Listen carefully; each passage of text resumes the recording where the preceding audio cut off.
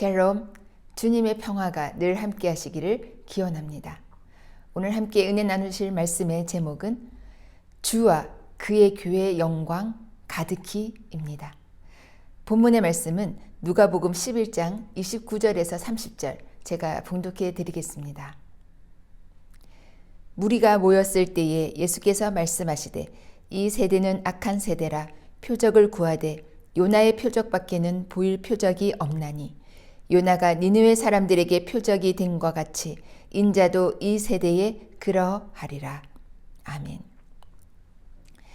오늘은 성탄 메시지 마지막 시간으로 말씀드립니다. 제목이 주와 그의 영광 가득히 있는데요. 2022년 새해는 주와 그의 교회 영광 가득한 한 해가 되시기를 주님의 이름으로 축복합니다. 지난 시간에 요나와 예수님에 대해서 좀 비교해서 말씀드렸는데요. 오늘 본문에서도 예수님께서 이렇게 말씀하셨습니다. 나는 요나의 표적밖에는 보일 표적이 없다라고 누가복음 11장 29절에 말씀하셨습니다. 그러니까 예수님이 하신 일과 요나가 한 일이 같을 것이다. 이런 말씀인데요. 그럼 요나의 어떠한 일이 예수님의 표적이 되었는지 다시 말씀드려서 요나의 어떠함이 예수님이 하시려는 그 일과 같았는지 그 세대 세상 사람들에게 이 요나의 표적을 보여주신 그 예수님이 하신 일이 무엇이었는지 오늘 함께 은혜 나누고자 합니다. 이미 말씀드려서 아시겠지만 요나는 처음부터 니느웨로 갈 마음이 없었습니다. 그는 니느웨로 가서 하나님의 말씀을 선포하게 되면 니느웨를 하나님께서 멸망시키지 않을 거라는 것을 알고 있었습니다. 그래서 다시스로 가는 배를 탔던 것입니다. 그런데 다시스로 가다가 이제 그 배가 폭풍을 만나니까 거의 배가 깨어지게 된 것이죠. 그래서 이제 누구로 인해서 이렇게 폭풍이 일어났느냐 해서 이방 사람들도 그렇게 제비를 뽑아서 누구로 인함인지를 밝히려고 했습니다. 그런데 그 제비를 뽑았는데 그 사람이 바로 요나였던 것입니다. 그래서 요나는 정말 바다에 어떤 재물로 던져져서 바다에 빠져 이제 물고기가 삼키게 되고 이제 물고기의 뱃속에서 3일을 있게 되는 그런 고통 중에 있게 되었습니다. 그런데 이러한 사건, 지금 제가 말씀드린 이 다시스로 가는 배가 거의 그 광풍으로 깨어질 파선할 그런 지경이 된 것이 누구 때문이었느냐? 요나서 1장 4절에는 분명하게 말씀하고 있습니다. 요나서 1장 4절 여호와께서 큰 바람을 바다 위에 내리심에 바다 가운데에 큰 폭풍이 일어나 배가 거의 깨지게 된지라. 그러니까 하나님께서 폭풍을 일으키셔서 요나가 이제 바다에 빠지게 되는 그런 일이 있었다라는 것입니다. 그래서 요나는 이제 물고기가 삼켜서 물고기 뱃속에 들어가게 되는 요나가 어찌할 수 없는 요나가 정말 자기의 뜻대로 다시스로 가려 했지만 요나의 뜻과 계획대로 하지 못하는 그런 상황이 된 것입니다. 물고기 뱃속에서 무엇을 할 수 있겠습니까? 아무도 그런 경험은 없으시겠지만 물고기 뱃속에 3일을 있다라고 생각해 보십시오. 그 소화되지 않고 그 물고기도 얼마나 힘들었겠습니까?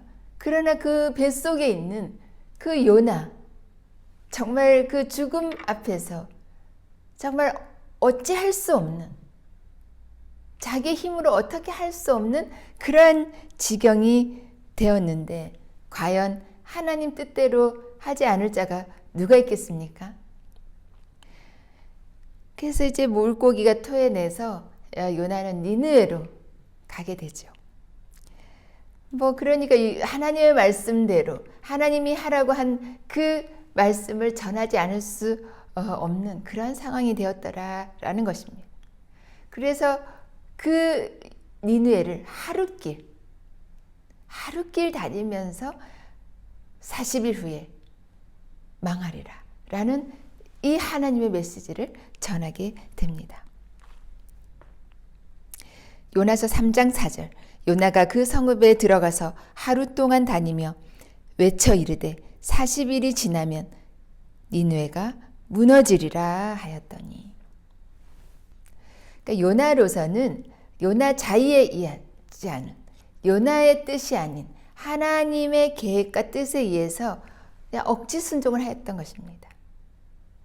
억지 순종을 하고 난 후에도 하나님께서 이 니느웨를 멸하실까라는 그런 기대로 그 박넝쿨 아래서 지켜보고 있었던 그런 요나였습니다. 요나서 4장 5절, 요나가 성읍에서 나가서 그 성읍 동쪽에 앉아 거기서 자기를 위하여 초막을 짓고 그 성읍에 무슨 일이 일어나는가를 보려고 그 그늘 아래에 앉았더라.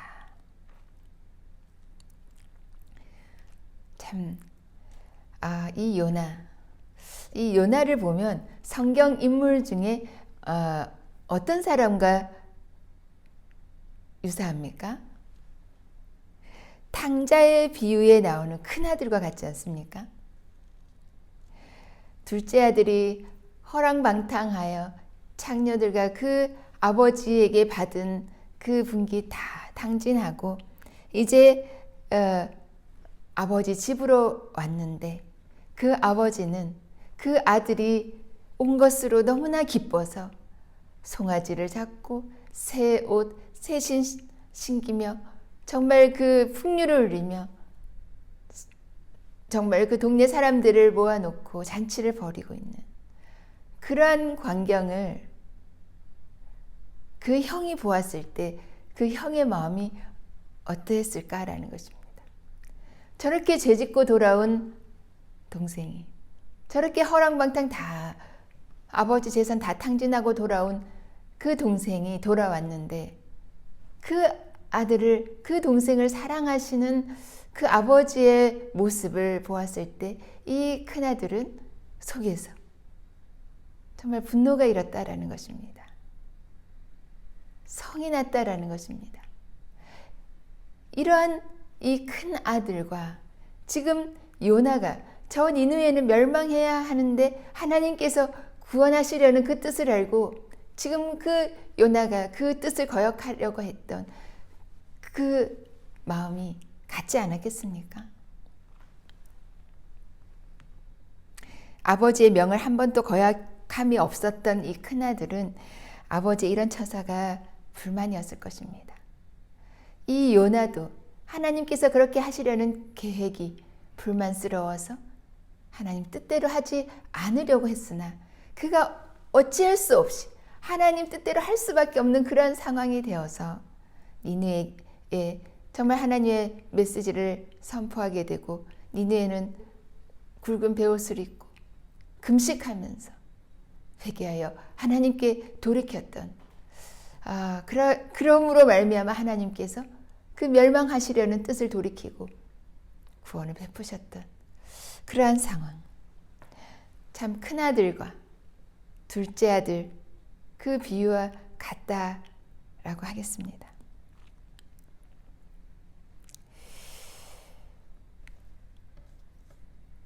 요나서 4장 2절에 여호와께 기도하여 이르되 여호와여 내가 고국에 있을 때에 이러하겠다고 말씀하지 아니하였나이까. 그러므로 내가 빨리 다스스로 도망하였사오니 주께서는 은혜로우시며 자비로우시며 노하기를 더디하시며 인애가 크시사 뜻을 돌이켜 재앙을 내리지 아니하시는 하나님이신 줄을 내가 알았음이니이다.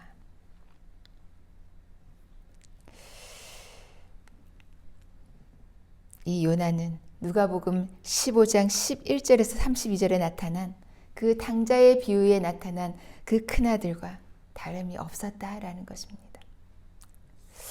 성경의 인물을 이렇게 예로 들어드렸는데요. 이 요나와 이 당자 비유의 큰아들, 이들의 공통점이 무엇이겠습니까? 그러니까 이 요나도 이 큰아들도 하나님의 명대로, 아버지의 명대로 거역하지 않고 그 뜻대로 행하였던 자들이었습니다. 그러니까 죄를 지은 자는 벌을 받아야 되고 또 저렇게 문제 있고 잘못된 행동을 한 자는 멸망을 당해야 된다. 어떤 이런 마음, 그렇게 하나님의 사랑을, 아버지의 그 은혜를 입으면 안 된다라는 것이 그들의 생각이었습니다. 그런데 예수님께서는 이 요나의 표적밖에는 보일 표적이 없다라고 말씀하신 이 뜻이 과연 무엇이었을까요? 하나님의 아들로서 예수님께서는 늘 순종하셨습니다. 늘 하나님께서 말씀하신 것만 말하셨고 하나님께서 하라고 하는 그 일을 행하셨습니다. 하나님께서 십자가의 길 가라 하시니 묵묵히 그 십자가의 길을 가고 있습니다. 그러면 무엇이 예수님이 말씀하신 그 요나의 표적이라는 것일까요? 요나의 표적밖에 볼 것이 없다 하신 그 말씀의 진의가 무엇이었을까라는 것입니다.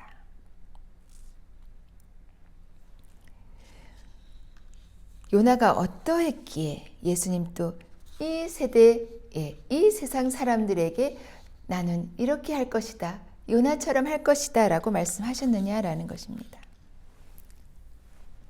예수님께서 말씀하신 이 뜻, 요나가 니느웨 사람들에게 표적이 된 것과 같이 나도 이 세대 사람들에게 나도 그러할 것이다 라고 하신 그 말씀, 이 말씀이 무엇을 의미하는가, 이것이 오늘 드리고 있는 말씀의 핵심이 되겠습니다.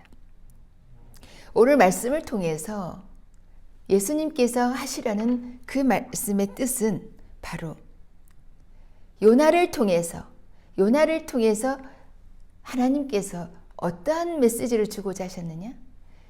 요나를 통해서 하나님의 사랑을, 하나님의 그 구원하시는 사랑을 나타내셨다라는 것입니다. 요나의 불평과 요나의 그 거역을 통해서 하나님의 사랑이 더 나타났다라는 것입니다. 멸망받을 수밖에 없던 그런 죄 많은 니느웨가 구원을 얻었듯이 그것이 바로 누구 때문이었느냐? 하나님으로 인해서, 하나님의 그 긍휼하심으로 그 니느웨가 구원을 받았듯이 예수님도 하나님의 그 사랑으로 인해서 너희 같은 죄인이 구원을 받을 것이다 라는 것을 나타내려 하셨다라는 것입니다. 요나가 하룻길 가면서 멸망에 대한 선포를 한 것으로 니느웨가 회개하게 된 것, 그리하여 그 니느웨가 멸망하지 않고 구원을 얻게 된 것이 바로 하나님으로 인한 것이다 라는 것을 예수님도 나타내려고 하셨다라는 것입니다. 나도 그렇게 나타낼 것이다 라고 말씀하신 것입니다.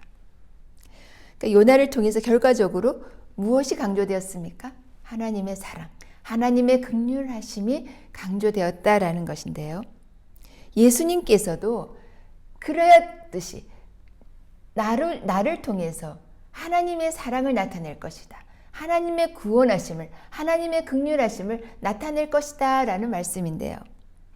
물론 요나가 3일을 그 물고기 뱃속에 있었던 것이 예수님께서 십자가에서 죽으시고 3일을 무덤에 계셨던 것과 같다라고 해석합니다. 물론 맞습니다. 그러나 그 일을 통해서 무엇을 나타내려 하셨느냐라는 것이 중요하다라는 것입니다. 그 3일 무덤에 계심으로 인해서 하나님께서 예수 그리스도를 통하여 하나님의 사랑을 나타내셨다라는 것입니다. 요나가 물고기 뱃속에서 3일을 있어서 하나님의 뜻대로 할 수밖에 없는 그런 상황에서 하나님의 사랑이 나타났다라는 것입니다. 하나님의 구원하심이 나타났다라는 것입니다. 하나님의 긍휼이 나타났다라는 것입니다. 죄인을 구원하시려는 하나님의 사랑을 나타내기 위해서 이 요나를 사용하셨고 또 예수 그리스도를 하나님께서 보내주셨다라는 것입니다. 물론 예수님은 요나처럼 그렇게 하지 않으셨죠. 정말 순종하시고 정말 십자가의 길 하나님의 뜻대로 행하셨는데요. 그러나 이 성경에서도 예수님께서 우리가 이해하지 못할 그러한 말씀을 하신 구절이 있습니다. 예수님께서 말씀하시기를 나는 이스라엘의 잃어버린 양 외에는 보냄을 받지 아니하였다라고 말씀하셨습니다. 또 떡을 취하여 개들에게 주는 것이 합당하지 않다. 그 이방인들에게 너희 같은 자들에게 너희 같은 개 같은 그런 취급을 하시면서 너희 같은 자들에게 이 떡을 취하여 주는 것이 맞지 않다, 옳지 않다라고 말씀하셨습니다. 예수님께서 하신 말씀이 좀 의아하지 않으십니까? 또 예수님께서 그 죽음을 앞두시고 마태복음 26장 39절 중반절에는 아버지여 할만하시거든 이 잔을 내게서 지나가게 하시옵소서. 이 잔을 받는 것이 두렵습니다. 아버지 할만하시거든. 아버지 하실 수 있지 않습니까? 이 잔을 내게서 지나가게 하여 주시옵소서라고 기도하였습니다. 또 마지막 십자가의 숨을 거두시기 직전에 예수님 하신 말씀이 무엇이었습니까? 마태복음 27장 46절에 엘리 엘리 라마 사박다니 하시니 이는 곧 나의 하나님 어찌하여 나를 버리셨나이까 하는 뜻이라. 이런 말씀. 하나님께서 어찌하여 나를 버리십니까? 나를 버리실 정도로 이 사람들을 사랑하십니까? 이런 어떤 뜻, 하나님의 사랑을 오히려 보여주시기 위해서 예수님께서는 그러한 말씀들을 하셨다라는 것입니다. 그러나 예수님의 진정한 그 마음이 무엇이었습니까? 마태복음 26장 39절 하반절에 그러나 나의 원대로 마옵시고 아버지의 원대로 하옵소서. 이것이 예수님의 진정한 마음이셨습니다. 우리는 예수님 하신 일을 통해서 무엇을 깨달을 수 있겠습니까? 오늘 말씀을 통해서 여러분 무엇을 깨달으십니까? 예수님께서 요나의 표적밖에 보여줄 것이 없다라고 하신 그 말씀은 하나님의 사랑을 나타내는데 내 자신을 요나처럼 그렇게 쓰임받겠다라는 그러한 말씀인 것입니다. 오직 하나님이 하셨다라는 것을 나는 나타내겠다. 요나처럼 하나님의 사랑을 나타내는데 나를 사용하겠다라는 그 말씀을 하고 계시는 겁니다. 그러나 우리는 어떻습니까? 내 자신도 모르게 입으로는 주의 영광을 위해서 나를 사용하시옵소서, 교회를 위해서 나를 쓰시옵소서라고 입술로는 고백하지만 어쩌면 나의 그 신앙심, 나의 그 충성, 헌신, 열심, 나의 그 하나님께 드린 그러한 헌금들, 나의 의로움, 어떤 이런 것들이 드러나기를 바라지는 않으신 겁니까? 그렇진 않으십니까?